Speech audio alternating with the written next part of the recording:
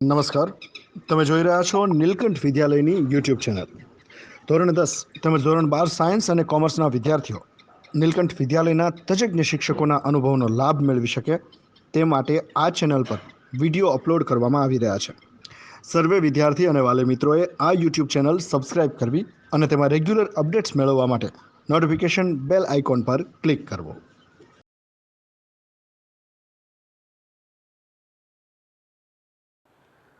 Good morning વિદ્યાર્થી મિત્રો. ધોરણ 12 સાયન્સ, કેમેસ્ટ્રી, વિદ્યુત રસાયણ જેમાં આપણે આગળના લેક્ચરમાં લાસ્ટમાં નનસ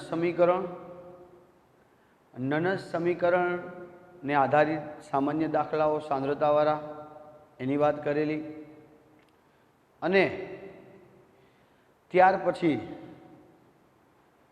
નનસ સમીકરણનો ઉપયોગ કરી સંતુલન અચળાંક કેસી એના સમીકરણની તારવણી કરી હતી. આજે આપણે નનસ સમીકરણ અને ગિબ્સની મુક્ત ઉર્જા ડેલ્ટા G0.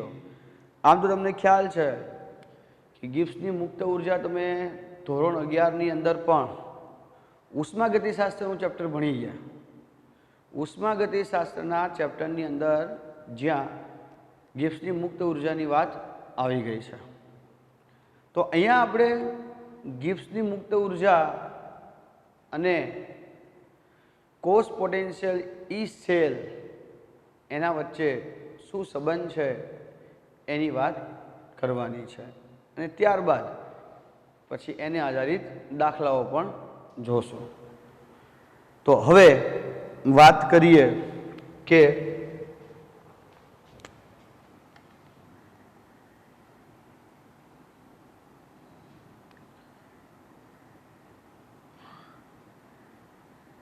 ગિબ્સની મુક્ત ઉર્જા જો પ્રમાણિત અવસ્થામાં હોય તો એને ડેલ્ટા G0 કહેવાય. પ્રમાણિત અવસ્થા, પ્રમાણિત મૂલ્ય માટે થઈ અને આપણે 0 વડે દર્શાવીએ છીએ. તો ડેલ્ટા G0 અને કોષ પોટેન્શિયલ એટલે કે ઈ સેલ, આના વચ્ચેનો શું સંબંધ છે? જો પ્રમાણિત અવસ્થામાં હોય તો એના માટે પણ E0 સેલ લખાય. તો સામાન્ય રીતે આપણને ખબર, ગિબ્સની મુક્ત ઉર્જા એટલે તમારે કોઈ પણ જે કાર્ય કરવું પડે એ કાર્યને અનુરૂપ એમાંથી ઉર્જા ઉત્પન્ન થતી હોય. જેમાં આપણે આગળ પણ વાત કરી ગયા કે પ્રક્રિયામાં ઉષ્માક્ષેપક અને ઉષ્મા શોષક આવી બે પ્રક્રિયાઓનો ઉલ્લેખ આપણે કરીએ છીએ. તો સામાન્ય રીતે ડેલ્ટા G0 બરાબર એક સૂત્ર આપણે આવું લઈએ છીએ, -NF E0 સેલ, આવું લખીએ છીએ. જે કરવું કરતું કાર્ય છે તો અહીંયા ખ્યાલ છે આપણને ડેલ્ટા G0 એટલે, તો આના માટે આપણે એવું લખીએ કે ડેલ્ટા G0 એટલે ગિબ્સની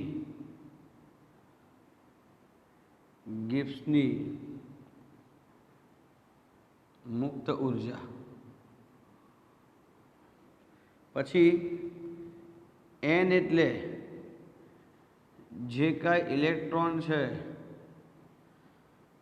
એ પસાર થતા ઇલેક્ટ્રોનની સંખ્યા હોય, જ્યાં F એટલે 96,487 કુલમ. એનું પરફેક્ટ મૂલ્ય લઈએ તો ગાણિતિક રીતે સરળ પડે એટલે 96,500 લેવામાં આવે છે, બરાબર. અને E0 સેલ હોય જેનો અર્થ થાય કે એનો પ્રમાણિત કોષ પોટેન્શિયલ આવું કહી શકાય.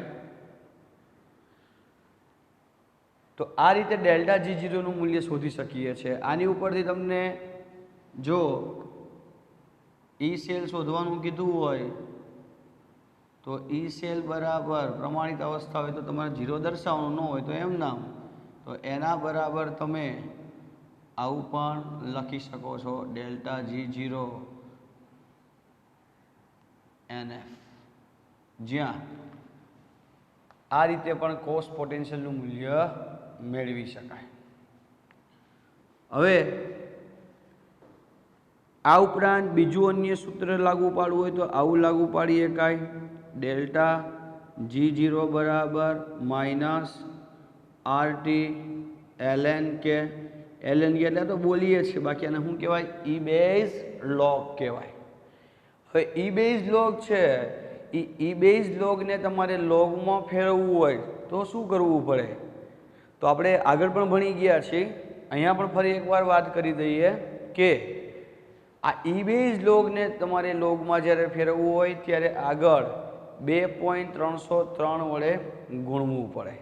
તેથી તમે અહીંયા એવું લખી શકો છો કે ડેલ્ટા G0 બરાબર માઇનસ 2.303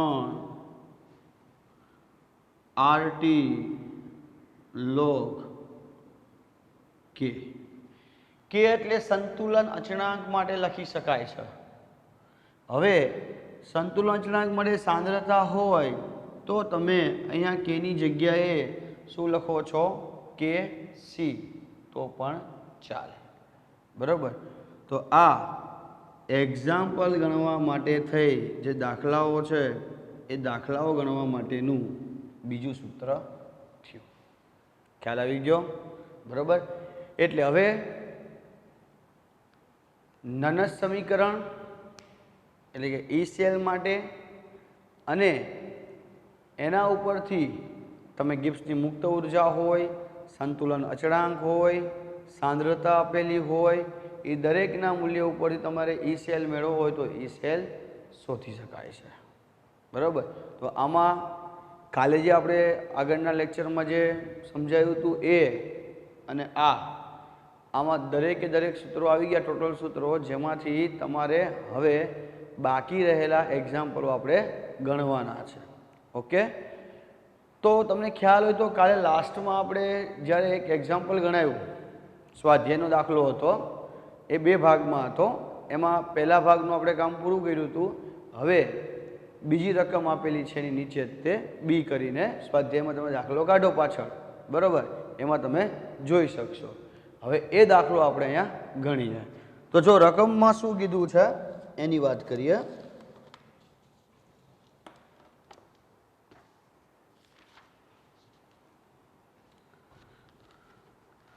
કેડમીયમ વાળો ગણ્યો તો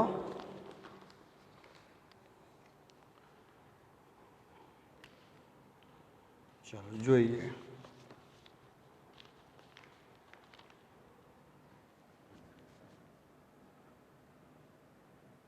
ચોપડીમાં એ ભાગ ગણ્યો તો હવે બી. રકમમાં એવું કીધું છે કે એલ્યુમિનિયમ +3 સાંદ્રતા 0.25 મોલર. પછી ક્ષાર સેતુ એમાંથી Zn+2 એક્વિયસ જેની સાંદ્રતા 0.15 મોલર અને Zn સોલિડ. આના માટે થઈ બરાબર પ્રક્રિયા માટે થઈને આપણે એનો ઈ સેલ મેળવવાનો છે, જેમાં બેયના મૂલ્ય આપેલા છે. કાઉન્સમાં જુઓ છે, આપણી ચોપડીમાં પણ કાઉન્સમાં આવા મૂલ્ય આપેલા છે કે રિડક્શન પોટેન્શિયલ એલ્યુમિનિયમમાંથી એલ્યુમિનિયમ હોય ત્યારે એનું રિડક્શન પોટેન્શિયલ કેટલો છે જુઓ તો -1.66 વોલ્ટ અને રકમમાં Zn+2 માંથી Zn એનો રિડક્શન પોટેન્શિયલ છે -76 વોલ્ટ. બરાબર, આ આપણને રકમમાં આપેલા છે. આના માટે થઈને આપણને રકમમાં શું કીધું છે કે આ રકમ માટે થઈ, પ્રક્રિયા માટે થઈ અને તમે ઈ સેલ શોધવાનો થાય. તો આના માટે થઈને આપણે ઈ સેલ મેળવવાનો છે. ચાલો હવે અહીંયા ધ્યાન બધાનું. જો પહેલું કામ શું કરવાનું? પહેલું કામ એનોડ અને કેથોડ, બરોબર, એ નક્કી કરી લેવાનું. એનોડ અને કેથોડ નક્કી કરી અને પછી E0 સેલ શોધી લેવાનો, અને E0 સેલ શોધી લ્યો એટલે તમને ઈ સેલ મળી જાય. કમ્પ્લીટ. ચલો ધ્યાન આપો તો મિત્રો અહીંયા. તો જુઓ, સૌથી પહેલું કામ એનોડ. બધા વિદ્યાર્થીઓએ કેલ્સી સાથે જ રાખવાનું છે. એનોડની વાત કરીએ તો આ એલ્યુમિનિયમ સોલિડ, એમાંથી એલ્યુમિનિયમ +3, જ્યાં સાંદ્રતા એની 0.25. હવે આ વખતે ઇલેક્ટ્રોન કેટલા અહીંયા લખી શકાય? 3. ચલો 3 ઇલેક્ટ્રોન લખાય. પછી કેથોડ. પ્રક્રિયા એટલા માટે લખવી પડે છે મિત્રો કે તમે જ્યારે દાખલો ગણો ત્યારે આપણને ખબર પડે કે એના મોલ કેટલા છે, જેથી સાંદ્રતાની અંદર કોઈ ભૂલ થાય નહીં. બરોબર. તો કેથોડની વાત કરીએ તો કેથોડમાં Zn+2 0.15, એના માટે ચલો 2 ઇલેક્ટ્રોન, એમાંથી બની જાય Zn સોલિડ. રેડી? જો સમજાણું બધું. પણ હવે આમાં તમે જુઓ મિત્રો શું થાય છે, તો આમાં ઇલેક્ટ્રોનનો ફેરફાર રહ્યો ને એ બેલેન્સ નથી. પહેલી વાત તો એ, જો ઇલેક્ટ્રોનનો ફેરફાર બેલેન્સ ન હોય ને તો તમારે ઇલેક્ટ્રોનના ફેરફારને શું કરવો પડે? સંતુલિત કરવો પડે. હવે ઇલેક્ટ્રોનના ફેરફારને તમે સંતુલિત કરો એટલે શું સંતુલિત કરવું પડે? વીજભાર સંતુલિત કરવો પડે. તો જુઓ, અહીંયા 3 છે ને અહીંયા 2 છે, તો મારે આને કેટલા વડે ગુણવું પડે? 2 વડે. આને હું 2 વડે ગુણી નાખું તો અહીંયા કેટલા મોલ થઈ જાય? 2. તો અહીંયા 3 દૂન કેટલા થઈ જાય? 1 માટે 3 ઇલેક્ટ્રોન, તો 2 માટે કેટલા ઇલેક્ટ્રોન થઈ જાય? પાછા અહીંયા 6 ઇલેક્ટ્રોન. રેડી? નીચે જુઓ, નીચે શું થયું? તો હવે આને મારે કેટલા વડે ગુણવું પડે? 3 વડે. આને હું 3 વડે ગુણું તો અહીંયા 1 માટે 2 ઇલેક્ટ્રોન, તો 3 મોલ માટે કેટલા ઇલેક્ટ્રોન થઈ જાય? 6 ઇલેક્ટ્રોન. બરોબર. તો અહીંયા ઝીંકના કેટલા મોલ લેવા પડે? 3 મોલ. કમ્પ્લીટ. પ્રક્રિયા સંતુલિત થઈ ગઈ. હવે આ પ્રક્રિયાની રેડોક્સ પ્રક્રિયા લખી નાખો. તો રેડોક્સ પ્રક્રિયા, તો આ 6 ઇલેક્ટ્રોન સામે કેન્સલ. ચલો 2 એલ્યુમિનિયમ સોલિડ +3 Zn+2, જેની સાંદ્રતા 0.15 છે, gives 2 એલ્યુમિનિયમ +3, જેની સાંદ્રતા 0.25 છે, અને +3 Zn. આ રેડોક્સ પ્રક્રિયા મળી ગઈ. બરોબર. એટલે સાંદ્રતા બેની મળી ગઈ, ઝીંક અને એલ્યુમિનિયમની. એનોડ કેથોડ નક્કી થઈ ગયા. તો હવે કયું આપણે મેળવવાનું બાકી રહ્યું? E0 cell. તો એ આની ઉપરથી મળી જાય મળી જાય. તો જો કે E0 સેલ બરાબર E0 reduction potential cathode minus E0 reduction potential anode. યાદ છે સૌથી ચેપ્ટરની શરૂઆત કરી મેં ત્યારે જ્યારે E0 સેલ કેવી રીતે શોધી શકાય ને એના માટેનું આ સૂત્ર છે કે કેથોડ માઇનસ એનોડ. હવે આમાં કેથોડ કોણ છે અને એનોડ કોણ છે તો તમને બધાને ખ્યાલ છે કે એલ્યુમિનિયમ છે એ એનોડ છે, બરાબર, અને ઝીંક છે એ શું છે? કેથોડ છે. તો હવે તેના પરથી આપણે જોઈએ તો કેથોડ તરીકે E0 ઝીંક Zn+2Zn માઇનસ એનોડ તરીકે એલ્યુમિનિયમ E0 એલ્યુમિનિયમ +3 એલ્યુમિનિયમ. બંનેના મૂલ્ય અહીંયા આપેલા છે. ઝીંકનું મૂલ્ય કેટલું છે? -76, બરોબર, માઇનસ એલ્યુમિનિયમનું મૂલ્ય કેટલું છે? -1.66. તો 0.76 માઇનસ માઇનસ પ્લસ પ્લસ 1.66. તેથી જો કેટલું મળે છે? 1.66 માઇનસ 0.76 0.9. તો અહીંયા E0 સેલ 0.9 વોલ્ટ મળે. તમારી ચોપડીની અંદર જે જવાબો આપ્યા છે એમાં તમે જોઈ શકો છો કે સૌથી પહેલાં તમને જે E0 સેલનું મૂલ્ય છે એનો ઉલ્લેખ કરી દીધો છે. જોઈ લો 0.9 વોલ્ટ મળી જશે. ઓકે, એટલે અહીં લગીનું કામ પૂરું, અડધું કામ દાખલાનું પૂરું થયું.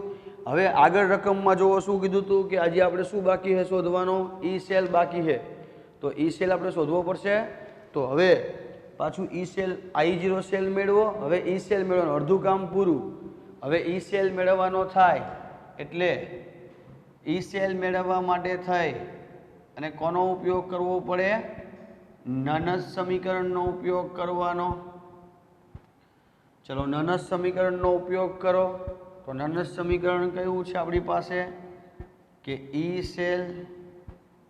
તો નનસ સમીકરણનો આપણે ઉપયોગ કરી એટલે E સેલ મેળવીએ કાંઈ કે E સેલ બરાબર E0 સેલ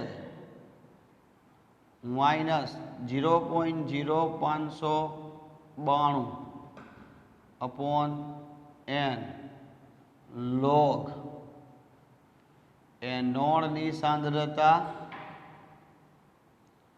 છેદમાં કેથોડની સાંદ્રતા. આવું સૂત્ર આપણે જોઈ ગયા, બરોબર. આનો ઉપયોગ કરો એટલે હવે E0 સેલ 0.9 એટલે 0.90, બરોબર, 0.0592. ચલો n બરાબર કેટલા ઇલેક્ટ્રોનનો ફેરફાર છે? 6. જો મિત્રો પ્રક્રિયા લખવાનું કારણ આ કે જેથી આપણને ખબર પડે. n બરાબર 6 લોગ, ચલો એનોડ, એટલે એનોડ તરીકે કોણ છે? એલ્યુમિનિયમ. તો એલ્યુમિનિયમ +3 એનો સ્ક્વેર છેદમાં Zn+2 એનો ઘન. કેમ કે 3 મોલ છે ને, એલ્યુમિનિયમમાં 2 મોલ છે સાંદ્રતામાં અને ઝીંકમાં કેટલા છે? 3 છે, બરોબર. તેથી 0.90. હજી આને એમ નામ રાખીએ, હમણાં સાદું રૂપ આપીએ, બરોબર. 592 6 log। चलो एल्युमिनियम ની सांद्रता કેટલી છે જો તો 0.25 એટલે 0.25 નો સ્ક્વેર। ઝીંક ની કેટલી છે જો જોઈ 0.15 એટલે 0.15 નો ઘન। સાદું રૂપ આપતા જઈએ 0.90 માઇનસ જો 0.0592 ભાગ્યા 6 એટલે 0.00986 આવશે। 0.00986 આ લોગ હજી એમ નામ રાખું છું। 0.25 નો સ્ક્વેર કરું બરોબર એટલે 0.25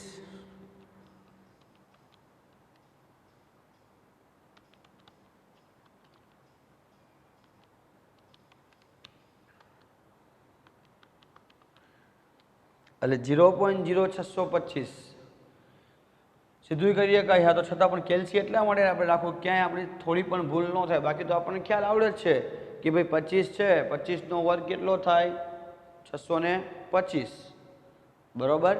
અને એમાં 2 વાર છે એટલે 2 પોઈન્ટ આગળ કાપી નાખો એટલે 0.0625 ઓકે।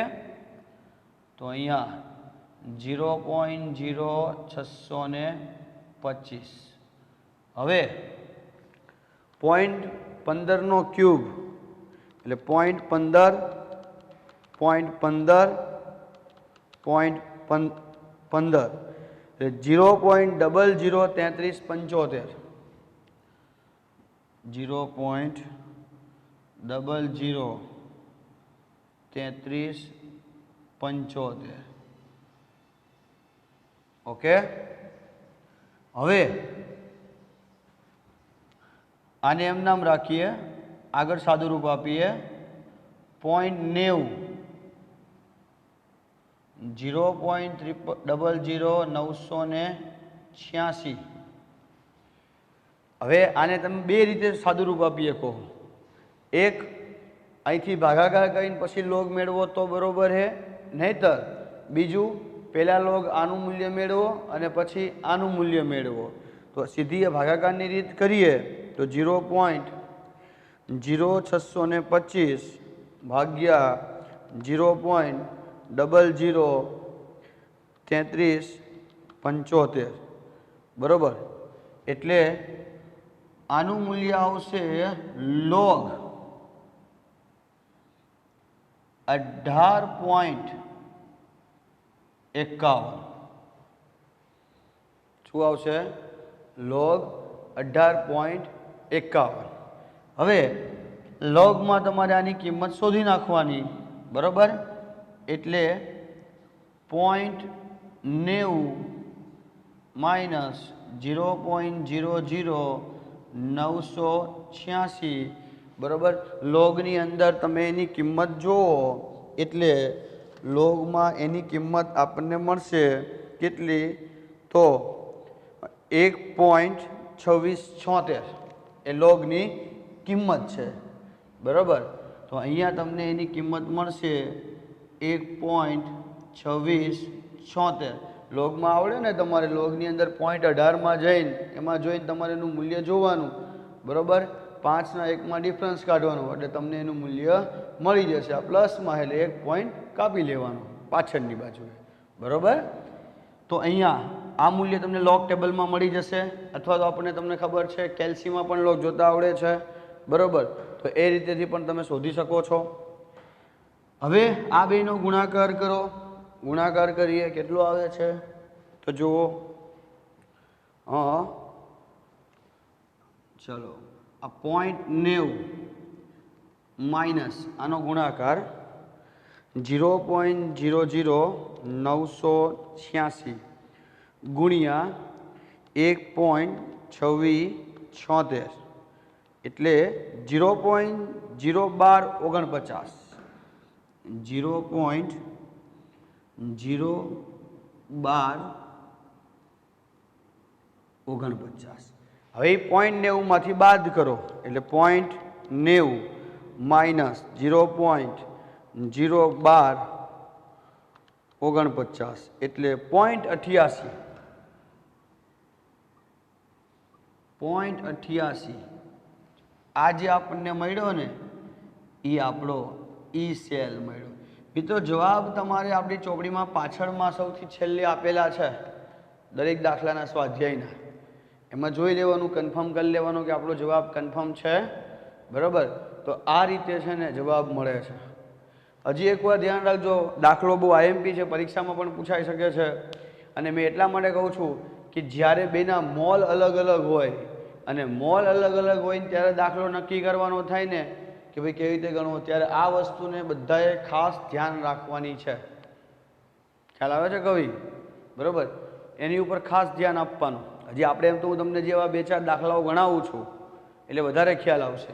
બરાબર, જો શું કર્યું, સૌથી પહેલાં પ્રક્રિયા આખી આપેલી હતી, એની અંદર તમને મૂલ્ય આપ્યા, રિડક્શન પોટેન્શિયલ તો તમને આપી જ દીધા હતા.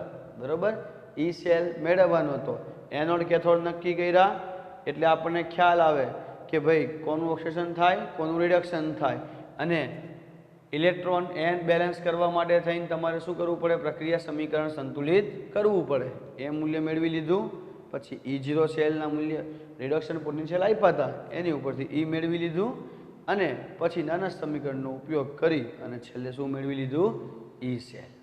ઓકે, લોગની કિંમત તો તમારે અહીંથી લોગ ટેબલમાં જોઈ લેવાની, જે આપણે 11માની અંદર બધાને ખૂબ શીખવાડેલું છે લોગ એન્ટીલોગ શોધવાનું. બરાબર, આ ઉપરાંત કેલ્સીની અંદર પણ શીખવાડેલું છે 2 4 8 2. બરાબર, એનો ઉપયોગ કરીને શોધી શકાય, પણ એમાં થોડાક મૂલ્યમાં થોડું ઘણું વેરિએશન આવે છે, એટલે પરફેક્ટ મૂલ્ય લોગ ટેબલમાં મળી રહેશે. ઓકે, તો આપણે અહીંયા એની વાત કરી. હવે આવો ને આવો અન્ય દાખલાની વાત કરીએ.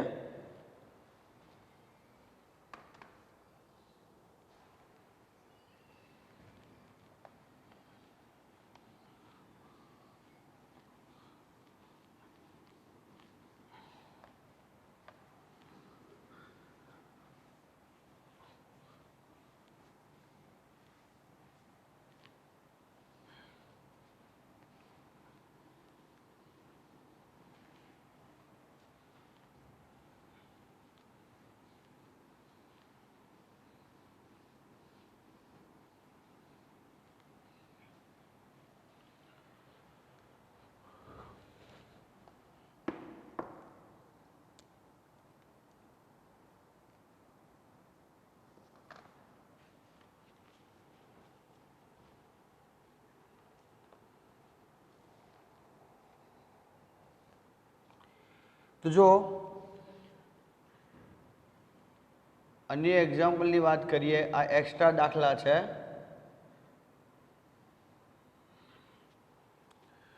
હવે એક્સ્ટ્રા દાખલાની અંદર આપણને એક રકમ આપેલી છે, જોઈએ કે રકમમાં શું કહેવા માગે છે. તો રકમની અંદર એવું કીધું છે કે નીચેની કોષ પોટેન્શિયલ ગણો. આ Ag સોલિડ, એમાંથી Ag પ્લસ, ચલો એનું મૂલ્ય આપ્યું છે 0.25, એમાંથી Ag પ્લસ જેનું મૂલ્ય છે 0.75 મોલ, અને Ag સોલિડ. આના માટે થઈને આપણને એવું કીધું છે કે રિડક્શન પોટેન્શિયલ આપેલો છે E0 Ag પ્લસ માંથી Ag, અને એનું મૂલ્ય છે 0.80 વોલ્ટ. તો આ પ્રક્રિયા માટે આપણને નિપજ અને પ્રક્રિયક બે આપેલું છે, અને એના માટે થઈને આપણે E0 સેલનું મૂલ્ય મેળવવાનું છે. બરાબર, પણ જો તમારી ચોપડીમાં પણ એ શરૂઆતમાં એક નોંધ કરેલી છે કે જો એનોડ તેમજ કેથોડ બંનેમાં સમાન વિદ્યુત ધ્રુવ હોય પણ વિદ્યુત વિભાજનની સાંદ્રતા ભિન્ન હોય તો એને સાંદ્રતા કોષ તરીકે ઓળખી શકાય. બરાબર. તો એવા સમયે તમારે શું કરવું પડે? તો અહીંયા E0 સેલનું મૂલ્ય કેવું થઈ જાય? 0 થઈ જાય, જેને સાંદ્રતા કોષ તરીકે ઓળખી શકીએ છીએ. હવે આમાં તમે એનોડ કેથોડ કેવી રીતે નક્કી કરી શકો? થોડીક રીત બદલાય છે એટલે ધ્યાન રાખજો મિત્રો ખાસ, કે આપણે નનસ સમીકરણનો ઉપયોગ કરી ત્યારે આપણે આવું લખીએ છીએ. જો આ થોડોક અલગ દાખલો છે, ધ્યાન રાખજો ખાસ, કે E સેલ બરાબર E0 cell minus 0.0592 upon n log. હવે જુઓ, વિદ્યુત ધ્રુવ તરીકે બે એક જ છે, જો અલગ અલગ નથી, છે બે એક જ છે ને વિદ્યુત ધ્રુવ. તો હવે હું વાત કહું, આને છે ને ખાસ કરીને શું કહેવાય? તો આવો જે વિદ્યુત ધ્રુવ હોય કે જેમાં બે વિદ્યુત ધ્રુવ તરીકે એકનો જ ઉપયોગ કરવામાં આવ્યો તો એને સાંદ્રતા કોષ કહેવાય. અહીંથી આ યાદ રાખજો, આઈએમપી. આવો કોષ હોય, આવા કોષને સાંદ્રતા કોષ તરીકે ઓળખી શકાય. યાદ રાખવાનું, જેમાં બંને વિદ્યુત ધ્રુવ એક જ હોય પણ એની અંદર જે બેની સાંદ્રતા હોય ને એ કેવી હોય? અલગ અલગ હોય, તો એને સાંદ્રતા કોષ કહેવાય. તો અહીંયા તમારે આવું લખવું પડે કે નિપજની સાંદ્રતા છેદમાં, આપણે આ પણ ભણાવી દીધું છે, પ્રક્રિયકની સાંદ્રતા. આનો ઉપયોગ કરવામાં આવે છે, નિપજની સાંદ્રતા અને પ્રક્રિયકની સાંદ્રતા. અને સાંદ્રતા કોષ હોય ત્યારે એક બીજી વધારાની માહિતી લખું છું કે એના માટે હંમેશા E0 સેલનું મૂલ્ય 0 વોલ્ટ થઈ જાય. કેટલું થઈ જાય? 0 વોલ્ટ. કોના માટે? સાંદ્રતા કોષ માટે. તો નિપજ અને પ્રક્રિયક કેવી રીતે નક્કી થઈ શકે? તો એના માટે થઈને આપણે બે પ્રક્રિયા લખવી પડશે, એની ઉપરથી નક્કી થાય. બરોબર. ચલો, તો એનોડ ઉપર શું થાય? ઓક્સિડેશન. તો આ Ag સોલિડ, એમાંથી Ag પ્લસ 0.25 એક ઇલેક્ટ્રોન. કેથોડ માટે શું લખાય? તો Ag પ્લસ રિડક્શન પ્રક્રિયા 0.75 ઇલેક્ટ્રોન અને Ag સોલિડ. હવે સાંદ્રતા કોષ છે આ કમ્પ્લીટ, એટલે Ag solid plus Ag plus 0.75, એમાંથી Ag પ્લસ 0.25 અને Ag સોલિડ. તો અહીંથી જો આ કઈ બાજુ કહેવાય? યસ, તો આ નિપજ બાજુ કહેવાય. આ કઈ બાજુ કહેવાય? તો આ પ્રક્રિયક બાજુ કહેવાય. કહેવાય ને? સમજાય છે ને? તો આ નિપજ બાજુ અને આ પ્રક્રિયક બાજુ. તો હવે તમે અહીંયા કિંમત મૂકી દો એટલે તમને એનું મૂલ્ય મળી જાય. તો કે મળી જાય. ચલો, E સેલ સાંદ્રતા કોષ છે એટલે E0 સેલ તો કેટલું થઈ જાય? 0 વોલ્ટ માઇનસ 0.0592 n બરાબર ઇલેક્ટ્રોનનો ફેરફાર કેટલો આવ્યો? 1 નો. બરોબર. નિપજ તરીકે ચલો આ ભાગ, એટલે એની સાંદ્રતા કેટલી છે? તો કે લોગ. નિપજની સાંદ્રતા કેટલી? 0.25 અને પ્રક્રિયકની સાંદ્રતા કેટલી? તો કે 0.75. ઓકે. ચલો હવે કેલ્શિયમનો ઉપયોગ કરી લઈએ. તો અહીંયા આ એક છે એટલે કોઈ સવાલ નથી. 0.0592 લોગ 0.25 ભાગ્યા 0.75 એટલે 0.33 જવાબ મળે છે આનો જવાબ બરાબર. તો લોગ પોઈન્ટ આ એનું મૂલ્ય મળે છે બરાબર. હવે તમારે શું કરવાનું છે? તો હવે તમારે આ 0.33નું તમે જો લોગ ટેબલ જુઓ, લોગ ટેબલની અંદર તમને 0.33નું મૂલ્ય કેટલું મળશે? તો કે 0.4771 બરાબર. તો 0.0592 અને આનું મૂલ્ય તમે જુઓ એટલે કેટલું મળે છે લોગમાં? તો કે માઇનસ આ ગુણાકારમાં -0.4771 મળશે. આ તમને લોગમાં એની કિંમત મળી જશે બરાબર. એટલે બેયનો હવે ગુણાકાર કરી નાખો, જે કાંઈ છે કેલ્સી જોઈ લો.